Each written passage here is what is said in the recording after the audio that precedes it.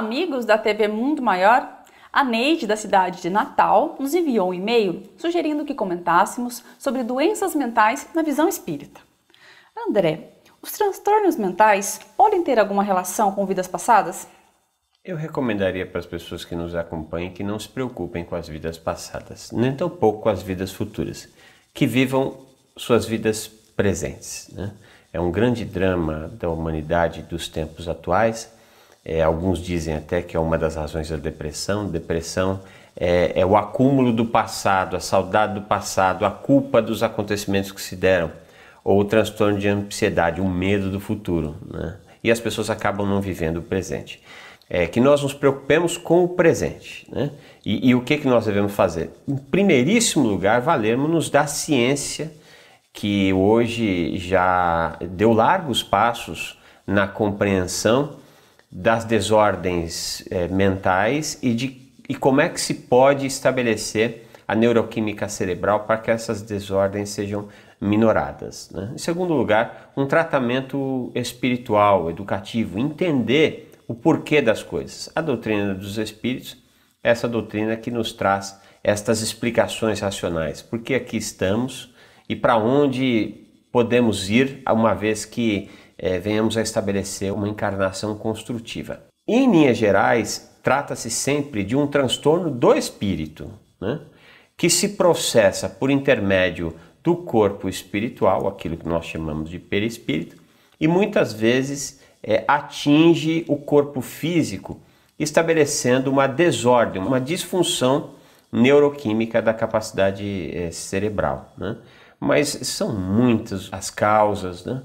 E é muito importante que a gente não fique nessa explicação rasa de ação e reação, de causa e efeito, que é muito comum essa confusão dentro da doutrina dos espíritos, né? E é bom até a gente aproveitar a oportunidade para fazer uma diferenciação entre causa e efeito e ação e reação, né?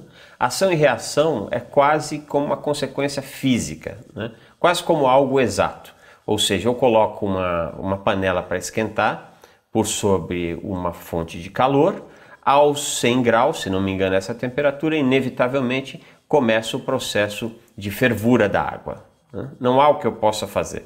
Se a água estiver sobre o fogo, ao atingir 100 graus, ela ferve. Isso é ação e reação. Causa e efeito é algo completamente diferenciado, né?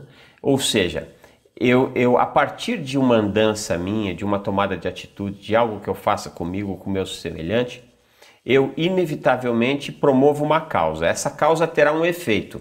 E esse efeito ele poderá me atingir ou não em cima de eventuais mudanças de curso que eu venha a promover durante esse percurso até que o efeito me alcance.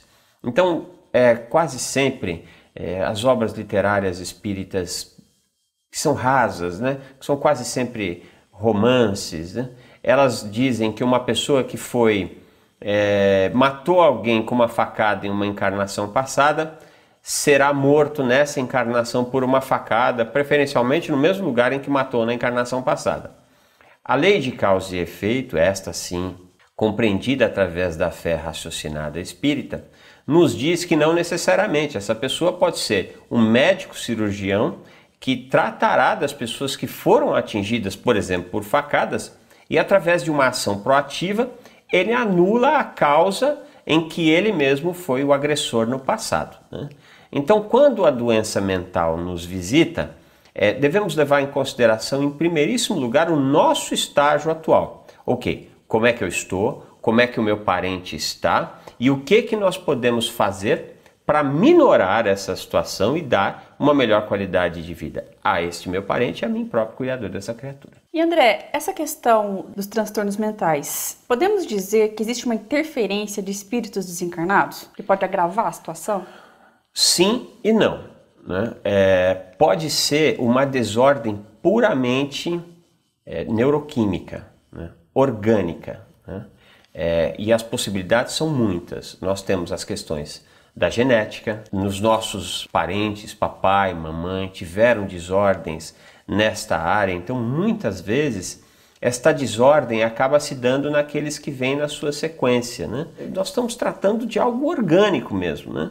Quando, por exemplo, não se recomenda que parentes venham a se casar e ter filhos, existe uma razão de ser. No código genético há algumas dessas criaturas, às vezes há disfunções que, uma vez entrando em contato com o código genético de outra criatura para a formação de um novo ser, e essa criatura também tem a disfunção que este outro parente tem, amplia-se a possibilidade de que o filho dessas duas criaturas apresente algum tipo de desordem. Então, existem as questões orgânicas, da neuroquímica cerebral, né?